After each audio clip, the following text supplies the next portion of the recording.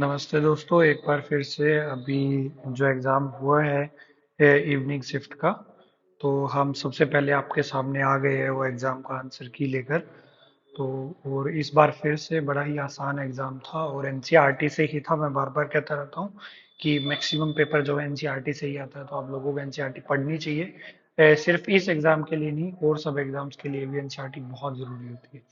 चलिए शुरू करते हैं। तो पहला सवाल जो था वो ये था कि लिविंग और the world of living organism is known as. ठीक है, the world of living organism is known as. तो इसको हम बोलेंगे बायोटिक।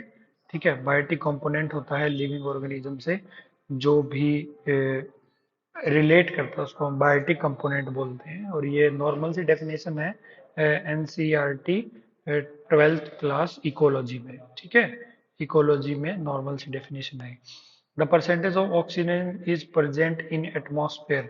ऑक्सीजन का परसेंटेज कितना है? ठीक है, 21% है ऑक्सीजन। ठीक है, 21% ऑक्सीजन है, 78% नाइट्रोजन है, 3% के आसपास शायद कार्बन डाइऑक्साइड होती है। तो इसका आंसर 21% हो गया है। ठीक है, इसके बाद साइंस का क्वेश्चन कहाँ है? ओके, अच्छा हाँ, ये सवाल बड़ा इंपॉर्टेंट था इसमें। What is the average salinity of oxygen? ठीक है, average average salinity of oxygen, महासागर में औसत लवणता क्या है? ठीक है, ये इंपॉर्टेंट क्वेश्चन था और एनसीईआरटी का कोर कॉन्सेप्ट से था ये। तो एनसीईआरटी में ये इकोलॉजी में ही लिखा हुआ है। ये भी ecology 12th class, organism and population, organism and population chapter है जो उसमें है। ठीक है, पहला ही यूनिट का पहला ही चैप्टर है और इसका आंसर आएगा 35 पार्ट्स पर थाउजेंड। ठीक है, ये आंसर है इसका। और भाई ये बिल्कुल ब्रैकेट में करके लिखा हुआ है एनसीईआरटी में। ठीक है, और हालांकि इस पे कोई ध्यान भी नहीं देता। ठीक है, और आप इसको इसका आंसर यही आएगा वैसे। मुझे लगता नहीं कि बहुत सारे इसका आंसर सही बता पाएंगे। ये बिल्कुल कोर कंसेप्ट था एनसीईआरटी का जहाँ पे लिखा हुआ है ये। ठीक है, इसके बाद कौन सा है? इसके बाद 16th। Okay, match the structure given column 1 and column 2। Okay, ठीक है।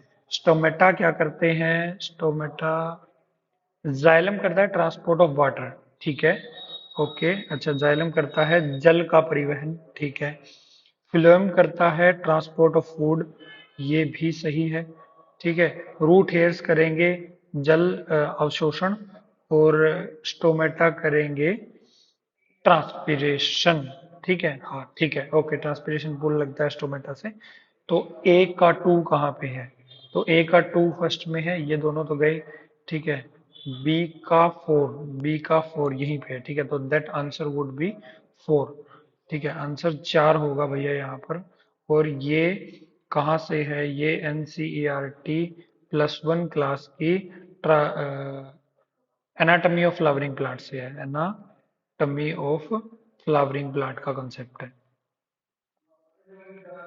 ओके, ठीक है, next question, which one of these antibiotics? ठीक है, मैंने पहले पिछली वीडियो अगर किसी ने देखी होगी मॉर्निंग वाली तो वो बहुत फायदे में रहा होगा। मैंने बोला था जिनके पीछे सिन लगा होता है वो एंटीबायोटिक होते हैं।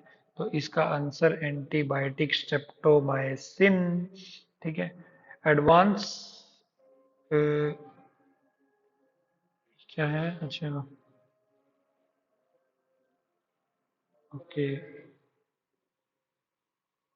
advanced sunrise and delayed sunset is because of the phenomena of, मेरे हिसाब से इसका आना चाहिए TIR। ओके, अभी के लिए इसको होल्ड करते हैं। ठीक है, select the non communicable disease, select the non communicable disease from the following.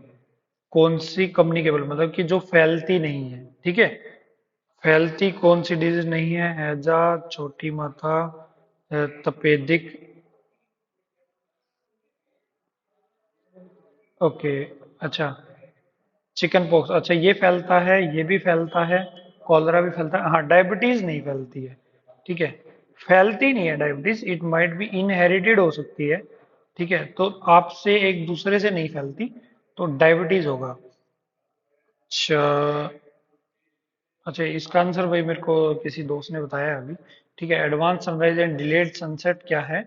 इसका आंसर बनेगा atomic refraction of atmospheric refraction of light.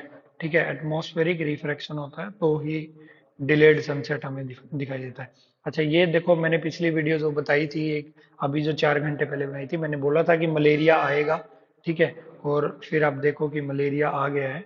ठीक है, तो malaria is caused by protozoa. ठीक है, प्रोटोजोआ से मलेरिया खोज होता है, और आप जिन्होंने मेरा वीडियो देखा होगा तो वो फायदे में रहेंगे होंगे। ठीक है, which one of the following does not belong to the group?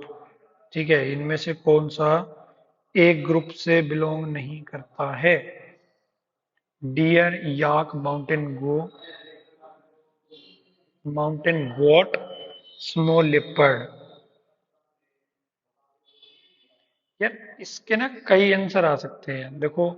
अगर हम देखें कि डियर, याक, माउंटेन गोट, ये तीनों एक तरह से क्या है, वो शाकाहारी है। ठीक है, शाकाहारी है।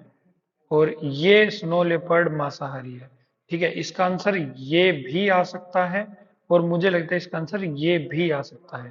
ठीक है, इसका आंसर ये इसलिए डियर इसलिए आ सकता है क्योंकि ये जो तीन है ये सिर्फ माउंटेन्स एरिया में पाए जाते हैं। ठीक है, और जो डियर है वो कहीं भी मिल सकता है। तो वैसे भी इसका मोर एक्यूरेट अगर आंसर देखा जाए तो वो स्नो लिपर्ड होगा। और अगर आपने देखा भी होगा तो आजकल करंट अफेयर में यूजली इसके बारे में बातें चलती रहती हैं, हिम तेंदुआ के बारे में। तो मेरे हिसाब से तो आंसर यही जाना चाहिए। ठीक है, गूथा हुआ आटा निम्नलिखित में से किसके कारण फूलता है? अच्छा, ये तो बड़ा ही अच्छा नॉर्मल सा क्वेश्चन है। ठीक है, इसको कहते हैं खमीर। ठीक है, यीस्ट के कारण गुंदा हुआ आटा अगर उसमें फंजाई हो जाती है तो वो फूल जाता है। ठीक है, और इसी प्रोसेस से डबल रोटी भी बनती है। ठीक है, आइडेंटिफाई द नॉन बायोडिग्रेडेबल, या मतलब जिनका डिग्रेड नहीं किया जा सकता, जो ऐसे के ऐसे पड़े रहते हैं हजारों सालों तक, तो उसका आंसर क्या है? ठीक है, तो पेपर बायोडिग्रेडेबल है, वुलन ऊन के कपड़े भी बायोडिग्रेडेबल है, वुड भी। ठीक है, टीन के कैन बायोडिग्रेडेबल नहीं है। ठीक है, टीन के डब्बे नहीं होते भाई, उसको बायोलॉजिकल डिग्रेडेशन नहीं होता उसका। ठीक है, हालांकि हो जाता है पर बहुत लंबे टाइम बाद होता है। Tiger is dash because of only eat meat. Tiger क्या है? कार्निवोरस है। ठीक है, टाइगर क्या है? मांसाहारी है क्योंकि वह मांस खाता है। ठीक है, pure gold is not suitable for making jewellery, it is alloy with. अच्छा, प्योर गोल्ड का अलोय किसके साथ बनाया जाता है? देखो, कॉपर तो पक्का है। ठीक है, ये दोनों तो हो गए, तो ये गलत है। ठीक है, तो प्योर गोल्ड का सिल्वर एल्यूमिनियम, मेरे हिसाब से किसके साथ सिल्वर हो सकता है? आई थिंक मुझे यही आंसर लग रहा है। ठीक है, सिल्वर और कॉपर, प्योर गोल्ड का जो एलॉय है वो सिल्वर और कॉपर के साथ बनाया जाता है। ओके, अगला क्वेश्चन क्या है? अच्छा, तो मैच द फॉलोइंग था। अच्छा, टेबल का वुड हो गया, नोटबुक पेपर हो गया, और शू लेदर का हो गया, टम्बलर स्टील हो गया। तो ए का 4 एक ही जगह पे था तो आंसर 3 आ जाएगा यहाँ पे। अच्छा, ये साइंस का क्वेश्चन तो नहीं था मेरे हिसाब से। ओके, शॉर्ट प्लांट, अच्छा छोटे प्लांट है, ग्रीन है, टेंडर स्टेम है। ठीक है, कैसी है? टेंडर स्टेम है और हैविंग ब्रांच, और ब्रांच भी है। अच्छा, छोटे प्लांट और जिनकी टेंडर्स होते हैं, ठीक है, ऐसे उनको क्या कहते हैं हम? हर्ब्स बोल सकते हैं उसको। हाँ ठीक है, हर्ब्स बोल सकते हैं।